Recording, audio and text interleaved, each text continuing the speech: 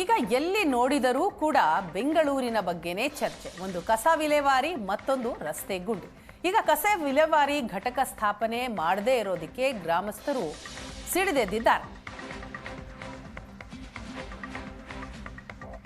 Courier ಮೂಲಕ DC, AC, ತಹಶೀಲ್ದಾರ್ಗೆ ಕಸ ರವಾನೆ ಆಗಿದೆ.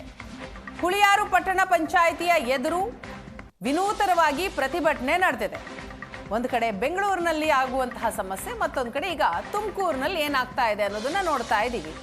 ಉಡುಗೊರೆ ಕೊಟ್ಟು ವಿನೂತನವಾಗಿ ಪ್ರತಿಭಟನೆ ಮಾಡಲಾಗಿದೆ. ಅಧಿಕಾರಿಗಳಿಗೆ ವಿನೂತನವಾಗಿ ಉಡುಗೊರೆಯನ್ನ ಕೊಟ್ಟು ಪ್ರತಿಭಟನೆ. ಇದು ಕಲರ್ ಪೇಪರ್ನಲ್ಲಿ ಕಸ ಪ್ಯಾಕ್ ಮಾಡಿ ಕೊರಿಯರ್ ಮೂಲಕ ರವಾನಿಸಿದ್ದಾರೆ. ಕೆಆರ್ಎಸ್ ಪಕ್ಷ ಹಾಗೂ ರೈತ ಸಂಘದಿಂದ ಅಧಿಕಾರಿಗಳಿಗೆ ಕಸ ಗಿಫ್ಟ್ ಮಾಡಿದ್ದಾರೆ ಗ್ರಾಮಸ್ಥರು. ವಿಲೇವಾರಿ ಘಟಕ ಇಲ್ಲದೆ ಕಂಡಲ್ಲಿ ಕಸ ಎಸಿತಾ ಇರುವ ಸಿಬ್ಬಂದಿ, 7 ವರ್ಷದಿಂದ ಕಸ ವಿಲೇವಾರಿ ಮಾಡ್ತಾ ಇರುವ ಅಧಿಕಾರಿಗಳು ಕೆರೆ, ಬಾವಿ, ಸರ್ಕಾರಿ ಜಾಗದಲ್ಲಿ ರಾತ್ರಿ ಹೊತ್ತು ಕದ್ದು ಮುಚ್ಚಿ ಕಸ ವಿಲೇವಾರಿ ಮಾಡಲಾಗ್ತಾ ಇದೆ. ಕಳೆದ 1 ತಿಂಗಳಿನಿಂದ ಸರಿಯಾಗಿ ಕಸ ತೆಗೆಯದ ಪಂಚಾಯಿತಿ ಸಿಬ್ಬಂದಿ ಸಾರ್ವಜನಿಕರು ರೊಚ್ಚಿಗೆದ್ದಿದ್ದಾರೆ. ಅಧಿಕಾರಿಗಳ ವಿರುದ್ಧ ವಿನೂತನವಾಗಿ ಪ್ರತಿಭಟನೆಯನ್ನ ಮಾಡ್ತಿದ್ದಾರೆ.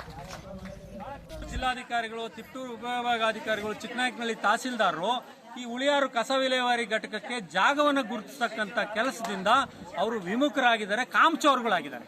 ನಿಜವಾಗಿ ಅವರು ಕರ್ತವ್ಯ ಲೋಪವನ್ನು ಎಸಗಿದ್ದಾರೆ. ಇವತ್ತು ಇಡೀ ಉಳಿಯಾರಿನಲ್ಲಿ ಗಬ್ಬು ನಾರೋದಕ್ಕೆ ಕಾರಣ ಏನು ಅಂತಂದ್ರೆ ಅವರ ಕರ್ತವ್ಯ ಲೋಪ ಮತ್ತೆ ಅಸಡ್ಡೆ ಮತ್ತು ಅಸಹ್ಯತನ. ಇದೊಂದು ಕ್ರಿಮಿನಲ್ ಅಪರಾಧ.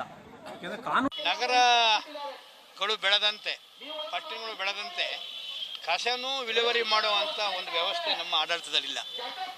ಇವತ್ತು ಅಲ್ಲಿ ರೈತ ಚಳವಳಿಗಾರರು ಆ ಪಟ್ಟಣದಲ್ಲಿದ್ದಂಥ ಕಸವನ್ನು ಅಲ್ಲಿನ ಮುಖ್ಯಾಧಿಕಾರಿಗೆ ಗಿಫ್ಟ್ ಮಾಡೋದ್ರ ಮುಖಾಂತರ ಈ ಸರ್ಕಾರದ ಆಡಳಿತಕ್ಕೆ ಹೆಂಗಿದೆ ಅನ್ನೋದು ನಾವು ವ್ಯಂಗ್ಯವಾಗಿ ತೋರಿಸಿದರೆ ಸರ್ಕಾರಕ್ಕೆ ನಾಚಿಕೆ ಆಗುತ್ತೆ.